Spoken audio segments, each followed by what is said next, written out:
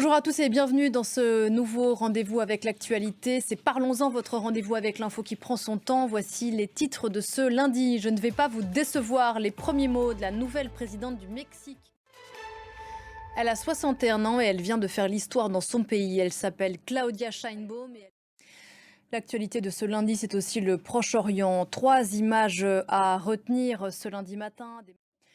À 6 jours des élections européennes, on va y revenir, le coup de force des agriculteurs français et espagnols. Ils bloquent ce matin plusieurs points de passage dans la frontière entre la France et l'Espagne, le long des Pyrénées, pour, disent-ils, peser sur le scrutin à quelques mois après que la crise agricole a occupé le devant de la scène médiatique. Écoutez, depuis la frontière franco-espagnole, la journaliste de France Télévisions, Véronique Gaglione.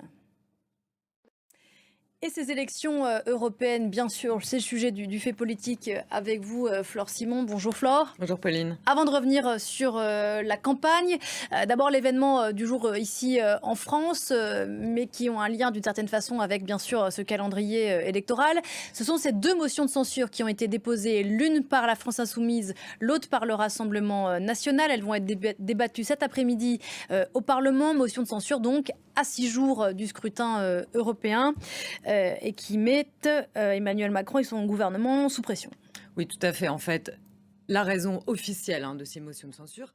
Pas d'eurodéputé. Merci beaucoup Flore, c'était le fait politique et on se retrouve lundi prochain. Lundi prochain, il me semble qu'on commentera ensemble les résultats des européennes. On se retrouve juste après ça.